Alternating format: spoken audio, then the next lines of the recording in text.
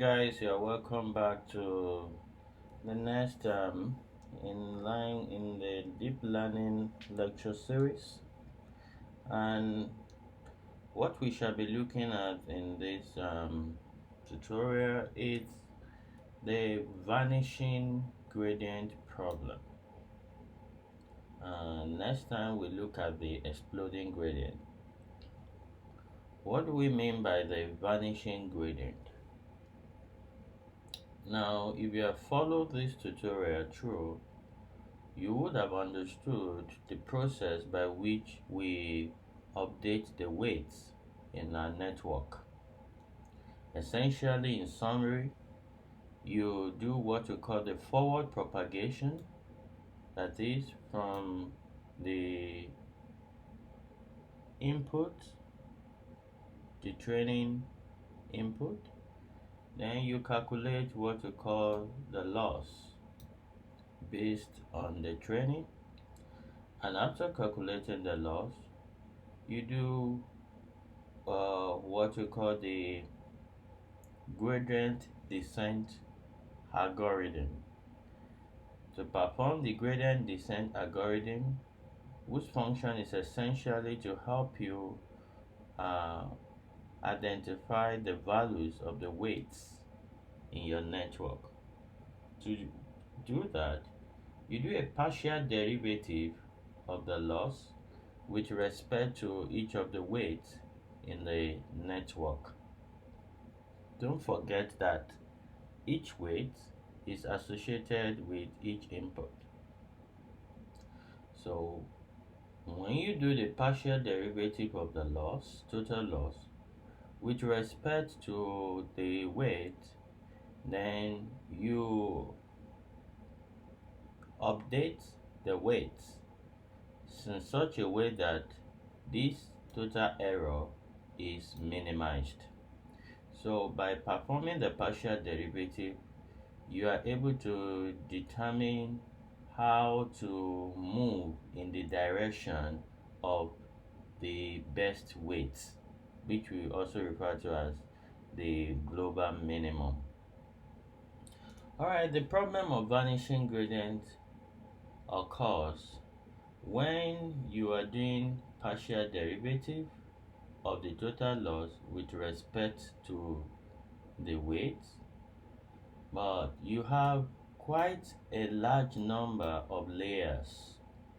And when you have so much number of layers in your network, by doing partial derivative of your loss with respect to the weight, the effect of your error propagation in adjusting the weight gets to diminish when the values of your derivatives is very small.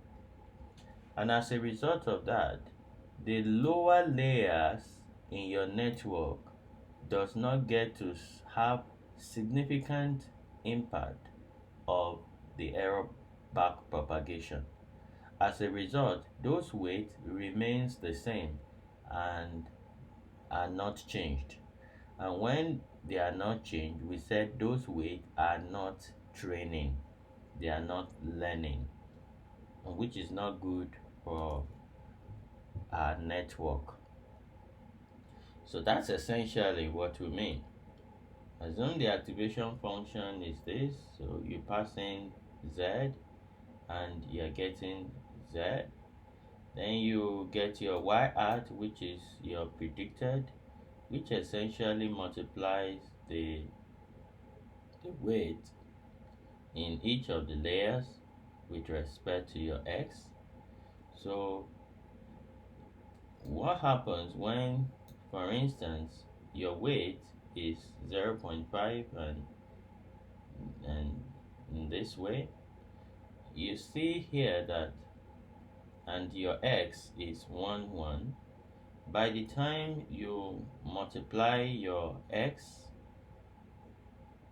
with your W consistently, if you do this multiplication, you get the 0.5, because you have 1 times 0.5, 1 times 0 is 0, plus 1 times 0 is 0, 1 times 0.5, By the time you add that, you get 1. And as you continuously do the back propagation, you have very small number, so your error is not being propagated. Let's look at it in another way. It says that gradient flow back from the final layers to the first layers, and when it flows back, it increasingly gets smaller. So when it gets too small, the weight, the initial layers, they stop learning, and you see that the gradient doesn't change the value of the initial layers. The problem gets worse when you have a bigger network, meaning that you have more layers in your network. So, and this problem happens when you use activation functions like sigmoid and tanh. You remember in our discussion of activation functions, we mentioned that the sigmoid and tanh saturate when the values of the input are increasingly large. The sigmoid saturate to between when the value is increasingly large in saturate to 1, between 0 and 1, and tanh saturate in the region of 1 and in the region of -1. Sigmoid saturate in the region of 0 and the region of 1. You can check back the previous uh, discussion on activation function. To overcome the problem of vanishing gradient descent, you can use the rectified linear unit, the leaky ReLU, which multiplies it by 0.01 in the negative region, or you can use a parametric rectified linear unit where you actually learn the alpha to which you multiply it.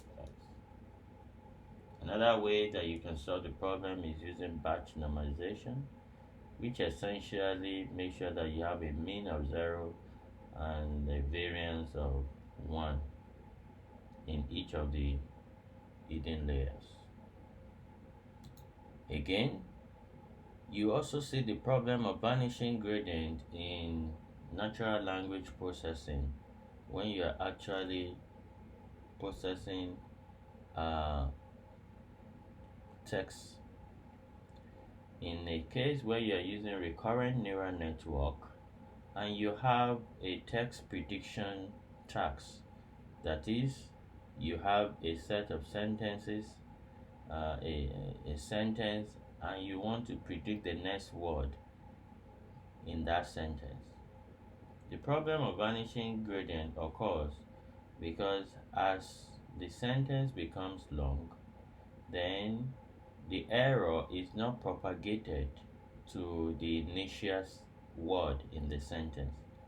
So it becomes more difficult for the prediction of later words in the sentence, at the end of the sentence, to be able to learn dependency to the earlier word in the sentence. And that's what happens with recurrent neural network. So to be able to solve the problem,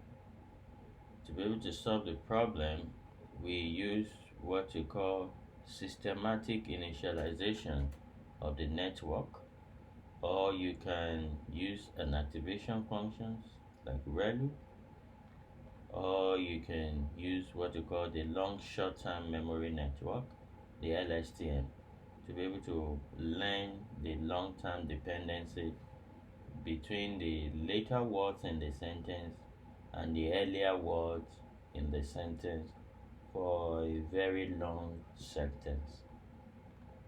And that's essentially all.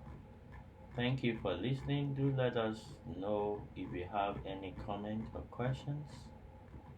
Thank you.